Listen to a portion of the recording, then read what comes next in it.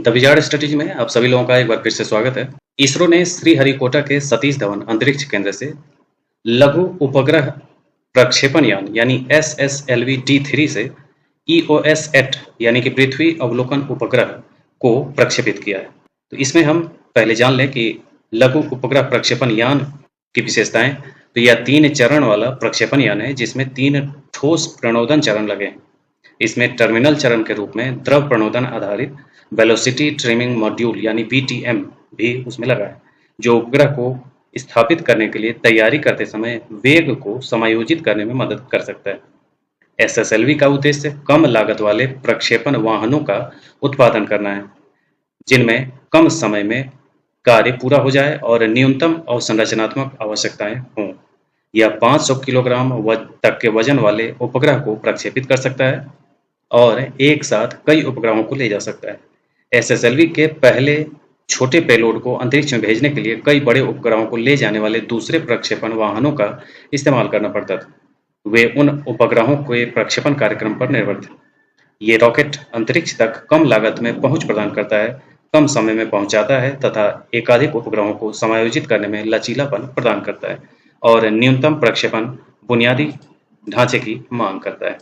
ये देख लें, ये है सैटेलाइट जो भेजा गया था।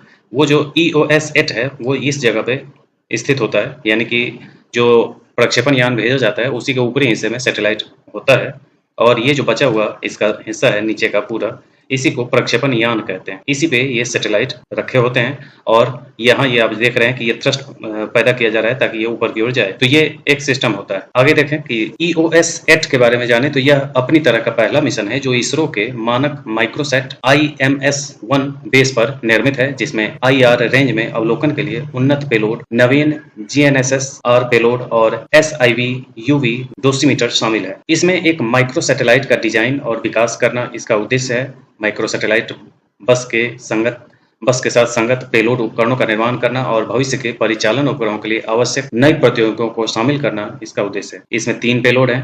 पहला जो है वो इलेक्ट्रो ऑप्टिकल इंफ्रारेड पेलोड है, जिसे उपग्रह आधारित निगरानी, आपदा निगरानी, पर्यावरण निगरानी, अग्नि का पता लगाना, यानी कि जितने आपदा से संबंधित जो भी चीजें होती हैं उनको देखने के लिए, उनकी निगरानी करने के लिए पेलोड काम करेगा। दूसरा है global navigation satellite system reflectometry payload. यह समुद्री सतह वायु विश्लेषण, मृदा नमी आकलन, हिमालय क्षेत्र में क्रायोस्फीयर अध्ययन, बाढ़ का पता लगाने और अंतर्देशीय जल निकाय का पता लगाने जैसे अनुप्रयोग के लिए GNSS-R आधारित रिमोट सेंसिंग का उपयोग करने की क्षमता को प्रदर्शित करता है। यानी कि ये भी उसी पृथ्वी के अवलोकन के लिए है, लेकिन ये समुद्री और जलीय क्षेत्रों का पता लगाने वाला पेलोड है। और तीसरा है SIC UV डोसीमीटर। यह गगनयान मिशन के क्रू मॉड्यूल के व्यूपोर्ट पर UV विकिरण की निगरानी करता है और गामा विकिरण के उच्च खुराक अलार्म सेंसर के रूप में कार्य करता है। अंतरिक्ष यान का मिशन जीवन 1 वर्ष है। तो ये था लघु उपग्रह प्रक्षेपण यान और EOS-8 से संबंधित विवरण। इसी ढंग के अन्य अपडेट के साथ हम फिर मिलेंगे। आज के लिए इतना ही।